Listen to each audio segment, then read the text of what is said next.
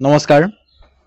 বন্ধু বান্ধৱীসকল আপুনি যদি অসমত হ'বলগীয়া অসম আৰক্ষীৰ বা গ্ৰেড 4 ৰ কাৰণে প্ৰিপাৰেচন কৰি আছে দেন এই ভিডিওটো আপোনাৰ বাবে বহুত বেছি ইম্পৰ্টেণ্ট হয় আমি এই ভিডিওটোত মোষ্ট ইম্পৰ্টেণ্ট কেইটামান কুৱেশ্যন আপোনালোকক প্ৰভাইড কৰিম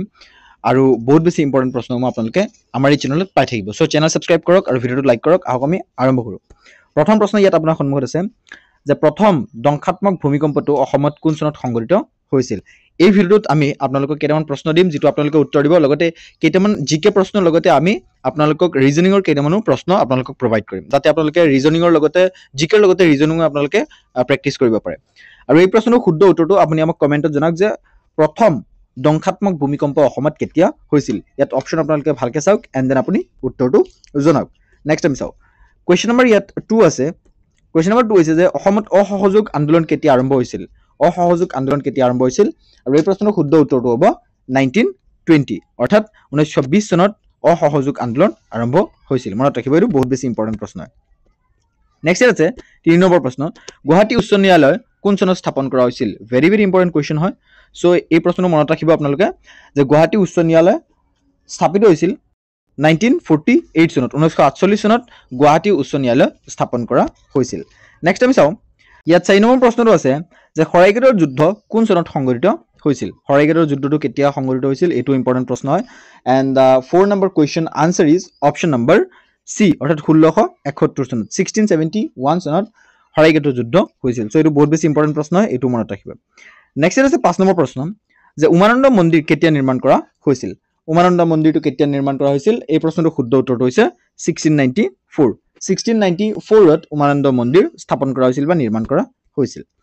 নেক্সট চাওক ইয়াত 6 নম্বৰ প্ৰশ্ন আছে and the question is very important মনত ৰাখিব 6 নম্বৰ প্ৰশ্নটো যে ডিগবৈ তেল শোধনাগাৰ কেতিয়াৰ পৰা কাৰ্যক্ৰম হয় ডিগবৈ তেল শোধনাগাৰ কেতিয়া আৰম্ভ হৈছিল বা কেতিয়া স্থাপন কৰা হৈছিল বা কেতিয়াৰ পৰা কাৰ্যক্ৰম হয় এটো বহুত বেছি ইম্পৰ্টেন্ট প্ৰশ্ন আৰু এই প্ৰশ্নৰ শুদ্ধ উত্তৰ হৈছে অপচন নম্বৰ এ 1901 এছিয়াৰ আটাইতকৈ পুৰণি তেল শোধনাগাৰ ডিগবৈ তেল শোধনাগাৰ আৰু এটো 1901 চনত স্থাপন কৰা হৈছিল বা কাৰ্যক্ৰম হৈছিল 7 নম্বৰ প্ৰশ্ন আছে জলপথত প্ৰথম জাহাজ সেৱা কোন চনত আৰম্ভ হৈছিল আসলতে অসমত জলপথত প্ৰথম জাহাজ সেৱা কেতিয়া আৰম্ভ হৈছিল 7 নম্বৰ প্ৰশ্নৰ শুদ্ধ উত্তৰটো হৈছে 1847 অৰ্থাৎ অপচন নম্বৰ এ টো শুদ্ধ উত্তৰ 1847 ত অসমত প্ৰথমে জলপথত জাহাজ সেৱা আৰম্ভ হৈছিল নেক্সট ইয়াত চাওক 8 নম্বৰ প্ৰশ্ন আছে যে অসমত টেলিফোন আৰু টেলিগ্ৰাফ সেৱা কোন চনত আৰম্ভ হৈছিল অসমত টেলিফোন আৰু টেলিগ্ৰাফ সেৱা কেতিয়া আৰম্ভ হৈছিল প্ৰশ্নটো কৰিছে 8 নম্বৰ প্ৰশ্নৰ শুদ্ধ উত্তৰটো হ'ব 1866 অৰ্থাৎ অপচন নম্বৰ বি 1866 চনত টেলিগ্ৰাফ আৰু টেলিফোন সেৱা আৰম্ভ হৈছিল 9 নম্বৰ কোৱেশ্চন ইয়াত আছে আপোনাৰ সন্মুখত অসমত প্ৰথমবাৰৰ বাবে ৰাষ্ট্ৰপতি শাসন কেতিয়া আৰম্ভ হৈছিল বা কেতিয়া বলবৎ কৰা হৈছিল অসমত ৰাষ্ট্ৰপতি শাসন কেতিয়া আৰম্ভ হৈছিল বা কেতিয়া বলবৎ কৰা হৈছিল 1979 অৰ্থাৎ 1979 চনত প্ৰথমে অসমত ৰাষ্ট্ৰপতি শাসন আৰম্ভ হৈছিল বা বলবৎ কৰা হৈছিল তেতিয়া 10 নম্বৰ প্ৰশ্ন ইয়াত আছে অসম সাহিত্য সভাৰ প্ৰথম অধিৱেশন কোন চনত অনুষ্ঠিত হৈছিল মোষ্ট ইম্পৰ্টেন্ট এটা প্ৰশ্ন হয় অসম আৰক্ষীৰ বাবে বহুত বেছি ইম্পৰ্টেন্ট প্ৰশ্ন হয় যে অসম সাহিত্য সভাৰ প্ৰথম অধিৱেশন কেতিয়া আৰু কোন ঠাইত অনুষ্ঠিত কৰা হৈছিল এই দুইটা ইম্পৰ্টেন্ট হয় 10 নম্বৰ প্ৰশ্নৰ শুদ্ধ উত্তৰটো হ'ব 1917 অৰ্থাৎ অপচন নম্বৰ সি টো শুদ্ধ উত্তৰ যে প্ৰথমে অসম সাহিত্য সভাৰ অধিৱেশন অনুষ্ঠিত হৈছিল 1917 চনত আৰু ক'ত হৈছিল আপোনালোকে মনত ৰাখিব শিৱাসাগৰত হৈছিল ঠিক আছে শিৱাসাগৰত প্ৰথমে অসম সাহিত্য সভাৰ অধিৱেশন অনুষ্ঠিত হৈছিল 11 নম্বৰ প্ৰশ্ন আছে মাটিৰ ম্যাদী প্ৰথাৰ প্ৰচলন কোন চনত আৰম্ভ হৈছিল মাটিৰ ম্যাদী প্ৰথাৰ প্ৰচলন কোন চনত আৰম্ভ হৈছিল 11 নম্বৰ প্ৰশ্নৰ শুদ্ধ উত্তৰ হ'ব 1886 অৰ্থাৎ অপচন নম্বৰ সি টো শুদ্ধ উত্তৰ মনত ৰাখিব 1886 চনত নেক্সট আছে 12 নম্বৰ প্ৰশ্ন যে জয়দৌল জয়সাগৰ পুখুৰী আৰু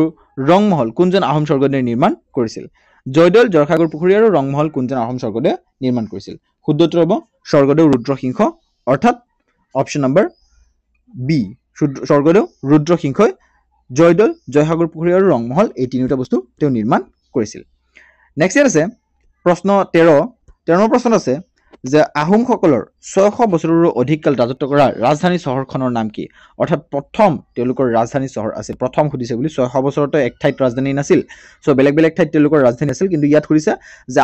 আহোমসকলৰ 600 বছৰৰো অধিক কাল ৰাজত্ব কৰা ৰাজধানী চহৰখনৰ নাম কি আৰু ইয়াত 13 নম্বৰ প্ৰশ্নৰ শুদ্ধ উত্তৰ হ'ব অপচন নম্বৰ সি অৰ্থাৎ শিৱাসাগৰ ইয়াত অপচনটো আপোনালোকে ভালকে চাব গুৱাহাটী আৰু যোৰহাট তেজপুৰ এইকেইটাত নহয় আপোনালোকৰ শিৱাসাগৰত আহোমৰ প্ৰথম ৰাজধানী আছিল শিৱাসাগৰ চহৰত অৰ্থাৎ শিৱাসাগৰৰ গড়গাঁৱত আৰু ইয়াত লাষ্ট আহোমৰ ৰাজধানী আছিল যোৰহাটত এটো আপোনালোকে মনত ৰাখিব নেক্সট আমি চাও 6 নম্বৰ প্ৰশ্ন ইয়াত আপোনাৰ সন্মুখত আছে যে আহোমসকলৰ শেষ কীৰ্তিস্তম্ভটো গুৱাহাটীৰ ক'ত অৱস্থিত আহোমসকলৰ শেষ কীৰ্তিস্তম্ভটো গুৱাহাটীৰ কোনটো ঠাইত অৱস্থিত হৈছে অপশ্যন নম্বৰ এ অৰ্থাৎ বশিষ্ঠাশ্ৰমত শেষ কীৰ্তিস্তম্ভটো কি আপোনালোকে আমাক কমেণ্টত জনাওক যে অসমৰ শেষ কীৰ্তিস্তম্ভ যেটো গুৱাহাটীৰ বশিষ্ঠাশ্ৰমত অৱস্থিত এইটো কি আচলতে ঠিক আছে আপুনি আমাক কমেণ্টত জনাওক 15 নম্বৰ প্ৰশ্ন ইয়াত আছে যে ভাৰতৰ ভিতৰত সৰ্বপ্ৰথম খাৰুৱা তেল ক'ত আৱিষ্কাৰ কৰা হৈছিল মোষ্ট ইম্পৰ্টেণ্ট এইটো প্ৰশ্ন হয় মই আপোনালোকক কৈছো যে এছিয়াৰ আটাইতকৈ পুৰণি তেল শোধনাগাৰ ক'ত হৈছিল অপশ্যন নম্বৰ সি অৰ্থাৎ ডিগবৈত ভাৰতৰ ভিতৰত নহয় এছিয়াৰ ভিতৰত আটাইতকৈ প্ৰথমে তেল শোধনাগাৰ আৱিষ্কাৰ হৈছিল বা তেল শোধনাগাৰ খাৰুৱা তেল আৱিষ্কাৰ হৈছিল সো ডিগবৈটো শুদ্ধ উত্তৰ হ'ব 1901 চনত স্থাপন কৰা হৈছিল নেক্সট আমি চাও ইয়াত 16 নম্বৰ কোৱেশ্চন আছে যে লৰা ৰজা বুলি জনা যোৱা অসমৰ স্বৰ্গদেউ কোন আছিল লৰা ৰজা বুলি কোনজন ৰজাক জনা গৈছিল লৰা ৰজা বুলি অপশ্যন নম্বৰ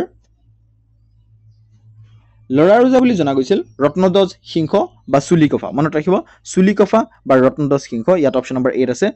ৰত্নধ্বজ সিংহৰ আৰু এটা নাম আছিল চুলিকফা এটো আপোনালোকে মনত ৰাখিব চুলিকফা বা ৰত্নধ্বজ সিংহক লৰা ৰজা বুলি কোৱা হৈছিল সো এটো ইম্পৰ্টেন্ট প্ৰশ্ন এটো মনত ৰাখিব আপুনি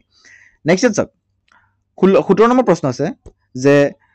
গোপীনাথ বৰদলৈ মুখ্যমন্ত্ৰী পদত থাকোতে বিৰোধী পক্ষৰ নেতা কোন আছিল গোপীনাথ বৰদলৈ যেতিয়া মুখ্যমন্ত্ৰী আছিল অসমৰ প্ৰথম মুখ্যমন্ত্ৰী কোন আছিল প্ৰশ্ন আহিব পাৰে সো অসমৰ প্ৰথম মুখ্যমন্ত্ৰী আছিল গোপীনাথ বৰদলৈ আৰু তেওঁৰ মুখ্যমন্ত্ৰী থাকোতে বিৰোধী পক্ষৰ নেতা কোন আছিল বিৰোধী পক্ষৰ নেতা আছিল গৌৰীশংকৰ ভট্টাচাৰ্য আছিল গোপীনাথ বৰদলৈ মুখ্যমন্ত্ৰী হৈ থাকোতে তেওঁৰ বিৰোধী দলৰ নেতা নেক্সট চাওক 18 নম্বৰ প্ৰশ্ন আছে and the 18 number question is Assam মন্ত্ৰী পৰিষদৰ সদস্য পদ লাভ কৰা প্ৰথম গৰাকী মহিলা কোন আছিল অসম মন্ত্ৰী পৰিষদৰ সদস্য পদ লাভ কৰা প্ৰথম গৰাকী মহিলা কথা কৈছে আৰু এই প্ৰশ্নৰ শুদ্ধ উত্তৰটো হ'ব শ্ৰীমতী পদ্মকুমাৰী গোহাঁই মনত ৰাখিব পদ্মকুমাৰী গোহাঁই শ্ৰীমতী পদ্মকুমাৰী গোহাঁই তেওঁ আছিল মন্ত্ৰী পৰিষদ অসম মন্ত্ৰী পৰিষদৰ সদস্য লাভ কৰা প্ৰথম গৰাকী মহিলা নেক্সট আমি চাও ইয়াত চাওক 19 নম্বৰ প্ৰশ্ন আছে and the 19 number question is বিধানসভাৰ প্ৰথম অধ্যক্ষ কোন আছিল বিধানসভাৰ প্ৰথম অধ্যক্ষ কোন আছিল শুদ্ধ উত্তৰ হ'ব হৰেশ্বৰ গোস্বামী মনত ৰাখিব হৰেশ্বৰ গোস্বামী বিধানসভাৰ প্ৰথম অধ্যক্ষ আছিল ইম্পৰ্টেন্ট প্ৰশ্ন এইটো হয় মনত ৰাখিব 20 নম্বৰ কোৱেশ্চন ইয়াত আছে যে অসমৰ প্ৰথম ৰাজ্যপাল কোন আছিল মোষ্ট ইম্পৰ্টেন্ট এটা প্ৰশ্ন হয় অসমৰ প্ৰথম ৰাজ্যপাল কোন আছিল আৰু এই প্ৰশ্নটোৰ শুদ্ধ উত্তৰটো হ'ব আকবৰ হাইদৰি অসমৰ প্ৰথম ৰাজ্যপাল আছিল this is the very important question for your upcoming exam Assam police ঠিক আছে নেক্সট চাওক নেক্সট প্ৰশ্ন কি আছে 21 নম্বৰ প্ৰশ্ন যে অসমৰ কুমাৰ ৰজা বুলি পৰিচিত কোন ব্যক্তি কুমাৰ ৰজা বুলি কোনজন ব্যক্তিক জনা যায় ভাস্কৰ বৰ্মনক কুমাৰ ৰজা বুলি জনা যায় তেওঁ ৰজা হোৱাৰ পিছতে তেওঁ কুমাৰ ৰজা বুলি কোৱা হৈছিল ঠিক আছে সো ভাস্কৰ বৰ্মন মনত ৰাখিব এটি ইম্পৰ্টেন্ট প্ৰশ্ন নেক্সট 22 নম্বৰ কোৱেশ্চন ইয়াত আছে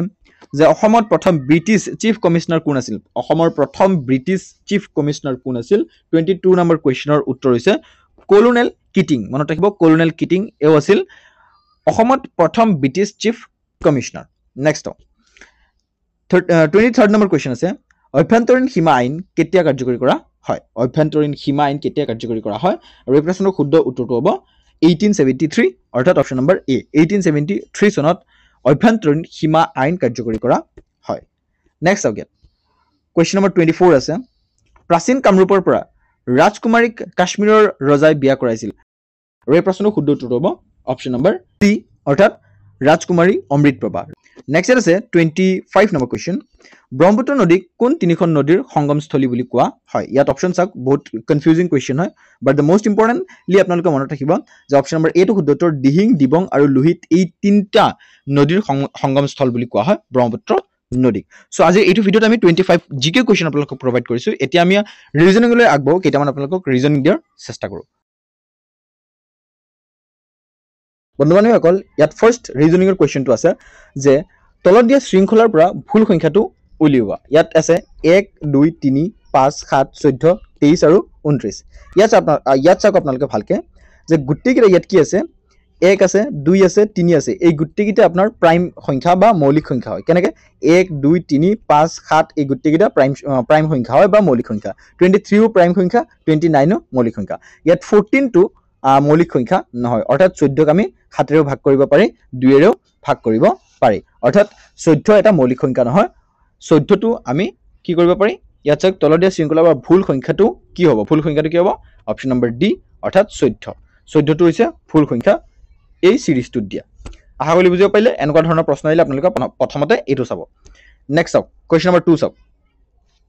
ইয়াত চাওক কুৱেশ্যন নম্বৰ 2 আছে কি তলত দিয়া শৃংখলাৰ পৰা আগৰ সংখ্যাটো কি হ'ব তলত দিয়া শৃংখলাটো কি হ'ব অৰ্থাৎ ইয়াত আগৰ সংখ্যাটো কি হ'ব নেক্সট ইয়াত কি হ'ব অৰ্থাৎ ইয়াত আগৰ সংখ্যাটো কি হ'ব নেক্সট ইয়াত কি হ'ব 53 53 40 40 27 27 ইয়াত চাওক আপোনালোকে মেইনলি কি কৈছে 53 5 প্লাস 3 কিমান হয় 8 হয় ইয়াৰ পিছত আছে যে 53 53 কিমান হয় হে একেটা 8 হয় সো ইয়াত 40 কি দিছে 4 প্লাস 0 আপোনালোকে চাওক 4 প্লাস 0 হে 4 এ হয় ঠিক তেনেকে 2 প্লাস 7 9 হৈছে প্ৰথমৰটো ইয়াত 8 আছে ইয়াৰ পিছত এটা বাদ দি 9 হৈছে ইয়াত 40 আছে অৰ্থাৎ ইয়াত 4 5 হ'ব লাগে ইয়াত আছে 538 হৈছে চাওক ভালকে চাওক 538 হৈছে 279 হৈছে মাজত এটা বাদ দি 8 ইয়াত আছে 8 মাজত এটা বাদ দি ইয়াত আছে 9 ইয়াত আছে তেনেহলে 5 তেনেহলে ইয়াত মাজত এটা বাদ দি ইয়াত হৈছে 4 ইয়াত মাজত এটা বাদ দি ইয়াত হ'ব লাগিছিল 5 সো ইয়াত 5 আমি চাম ইয়াত 5 কোনটো আছে 1 আৰু 2 3 হ'ব 1 আৰু 4 5 হ'ব অৰ্থাৎ এটোৱে শুদ্ধ উত্তৰ হ'ব 14 14 14 হ'ব 14 14 অৰ্থাৎ ইয়াৰ পিছত 14 14 এ হ'ব কেনেকৈ হাগলি বুজিব পাৰিলো ইয়াত 8 হৈছে প্লাস কৰি ইয়াত 9 হৈছে অৰ্থাৎ ইয়াৰ পৰা ইয়াত 1 যোগ কৰিছে ইয়াত 4 হৈছে অৰ্থাৎ ইয়াৰ পৰা ইয়াত আমি 1 যোগ কৰি 5 পাম এটোৱে আশা কৰিলে বুজাব পাৰিলো নেক্সট ওকে 3 নম্বৰ প্ৰশ্ন আছে 3 নম্বৰ প্ৰশ্নটো আছে এটো এটা ব্লাড ৰিলেশন কোৱেশ্চন হয় প্ৰথমতে চাওক ইয়াত কি কৈছে ৰাগৰ কথা কৈছে অৰ্থাৎ ৰাগে কাক কলে আনন্দক কলে ৰাগে আনন্দক কলে জুৱাকালি মই মোৰ আইতাৰ অৰ্থাৎ ইয়াত আছে ৰাগৰ ফাদাৰ আছে ফাদাৰৰ ওপৰত ৰাগৰ আইতা আহিব ঠিক আছে ইয়াত আছে তাৰ আইতা আৰু ইয়াত আছে তাৰ ফাদাৰ ঠিক আছে এটো তিনটা জেনাৰেশন হৈ গল মোৰ আইতাৰ ছোৱালী অৰ্থাৎ আইতাৰ ছোৱালী ইয়াত আহিব আইতাৰ ছোৱালী এই জেনাৰেশনত আহিব আইতাৰ ছোৱালী হলে কি হ'ব আইতাৰ ছোৱালী ইয়াত এস লিখি মই বুজাবৰ চেষ্টা কৰিছো আইতাৰ ছোৱালীৰ একমাত্ৰ ভায়েকক অৰ্থাৎ একমাত্ৰ ভায়েক কোন হ'ব এও হ'ব একমাত্ৰ ভায়েক অৰ্থাৎ তেও ভায়েক ভৈনিয়েক হ'ব ঠিক আছে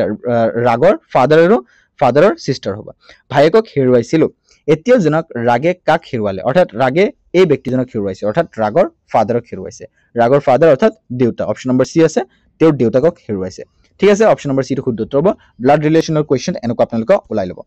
নেক্সট আছে 4 নম্বৰ প্ৰশ্ন এনে প্ৰশ্ন আপোনালোকে চাওক ইয়াত কি দিছে যদি MINT কি হয় 3940 M কিমান আছে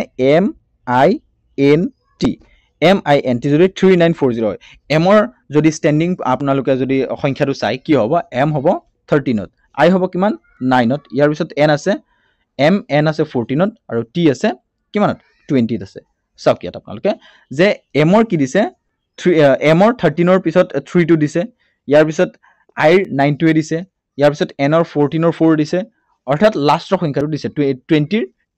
20 ৰ শূন্যটো দিছে T20 ৰ শূন্যটো দিছে ঠিক তেনেকৈ আমি এটো যদি লিখো TALE আমাক উলিয়াব দিছে ইয়াত লিখিম T ইয়াত লিখিম A ইয়াত লিখিম L ইয়াত পিছত E T কিমান আছে 20 A কিমান আছে 1 L কিমান আছে 12 ত আৰু ইয়াৰ পিছত E আছে 5 ত এতিয়া আমি যদি লাষ্টৰ সংখ্যাটো ধৰো এটা আছে 0 0 1 2 আৰু 5 0 1 2 5 কোড আছে অপচন নম্বৰ ডি আছে 0 1 2 5 অৰ্থাৎ এনেকে আপোনালোকে উলিয়াই লব বহুত বেছি ইম্পৰ্টেন্ট হয় আৰু এনেকে আপোনালোকে উলিয়াব পাৰিব নেক্সট ইটস 5 নম্বৰ কোৱেশ্চন আৰু এটো এটা ব্লাড ৰিলেশনৰ কোৱেশ্চন হয় এন্ড এই কোৱেশ্চনটো ইম্পৰ্টেন্ট আছে আপোনালোকে ভালকে চাওক 5 নম্বৰ প্ৰশ্ন আছে যে ৰাগে এজনী ছোৱালীক দেখুৱাই কৈ আছে ইয়াত ধৰিলো মই ৰাগ আৰু এজনী ছোৱালীক ৰাগে দেখুৱাই কৈ আছে যে যিকোনো এজনী ছোৱালী মই ইয়াত জি বুলি ধৰি লৈছো গাৰ্ড বুলি যে এই ছোৱালীজনী মোৰ মাৰ নাতিনৰ অৰ্থাৎ ৰাগৰ মা ইয়াত আহিব মাদাৰ নাতিন কোড আহিব অৰ্থাৎ ৰাগৰ লৰা আহিব নাতিন আহিব ইয়াত প্লাস দি দিছো নাতিনৰ পত্নী হয় অৰ্থাৎ ইয়াৰ কি কয় ইয়াৰ পত্নী হয় অৰ্থাৎ পি বুলি দি দিম আমি ইয়াত মাইনাস দি দিম পত্নী হয় ছোৱালীজনীৰ ৰাগৰ হৈতে কি সম্পৰ্ক অৰ্থাৎ এই গাৰ্লটো এই ছোৱালীজনী এই ইয়াত আহি যাব তেনেহলে ইয়াত চক ৰাগৰ মাদাৰ আছে মাদাৰ ইয়াত ৰাগ আছে ৰাগৰ লৰাৰ পত্নী হয় তেনেহলে এই ছোৱালীজনীৰ লগত ৰাগৰ সম্পৰ্ক কি শহুৰেক হ'ব নিশ্চয় শহুৰেক হলে ইয়াত চক শহুৰ দেউতা আছে অপচন নম্বৰ ডি টো শুদ্ধ উত্তৰ হ'ব অৰ্থাৎ ৰাগৰ হৈতে ছোৱালীজনীৰ সম্পৰ্ক হৈছে শহুৰ দেউতা ঠিক আছে আশা কৰিলে বুজাব পাৰিলে সো বন্ধুসকল আজি এই ভিডিও ইয়াতে আমি সমাপ্ত কৰিছো পাঁচটা আপোনালোকক ৰিজনিং দিছো 25 জিকে কোৱেশ্চন দিছো আই হোপ আপোনালোকে বুজি পাইছে আমাৰ লগত জয়িত চেনেল সাবস্ক্ৰাইব কৰক আগলৈ আমি ইয়াত আৰু ভাল ভিডিও দিয়াৰ চেষ্টা কৰিম ধন্যবাদ এই ভিডিও ইমান ক্লিয়াৰ হ'ব জয় অসম